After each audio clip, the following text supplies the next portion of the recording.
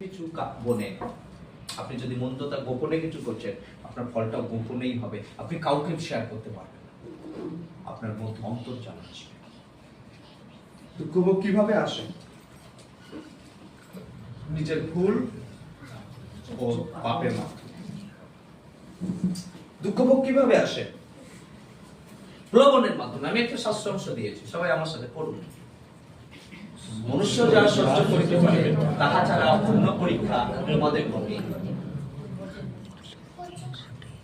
মনুষ্য যা সহ্য করিতে পারে, তাহা ছাড়া অন্য পরীক্ষা তোমাদের প্রতি ঘটে না। সরি।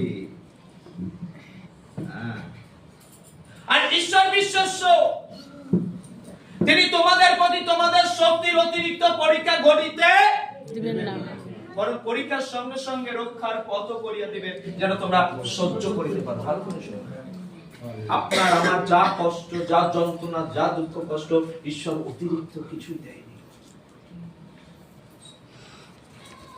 ঈশ্বর অতিরিক্ত কিছুই দেয়নি। তিনি যা কিছু দিয়েছেন, বের করার পথও তিনি রেখেছেন। কিন্তু আমরা প্রলোভনে পড়ি, আমরা তুকতাকের মধ্যে যাই, আমরা তাবিজ কবজের মধ্যে যাই, আমরা এখানে সেখানে দৌড়ঝাঁপ করি খ্রিস্টান নামকে। আর সেই কারণে আমাদের জীবনে আর দুঃখ ভোগ আসে। প্রশ্ন হচ্ছে, কেন এই দুঃখ ভোগ আসে?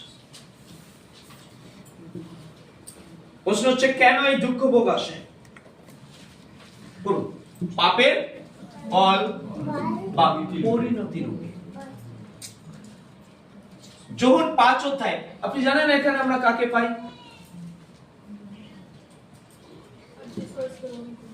জোরসে বলুন। কাকে পাই? 38 বছরের রোগী পুকুরের বৈতেশতার পাড়ে বসেছিল। যিশু বলছে, তুমি সুস্থ হইতে চাও? আমাকে কেউ নিয়ে যায় না। বলেছে কি বলে? ও 38 বছর ধরে ওখানে বসে আছে।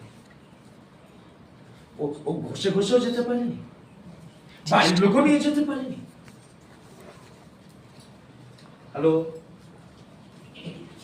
তুমি সুস্থ হতে চাও? যিশু বলছেন এই মুহূর্তে। সেই মুহূর্তে তিনি উঠেছে। তার 1 সপ্তাহ পর না 1 মাস পর না 3 মাস পর আমি জানি না। তারপরে যিশু ধর্মে তাহার দেখা পাইলেন আর তাহাকে বলিলেন, দেখো তুমি সুস্থ হইলে, আর পাছে তোমার আরো অধিক মন্দ ঘটে। জোরে বলুন, অধিক মন্দ ঘটে। শুধু লালটা পড়ুন। অধিক মন্দ।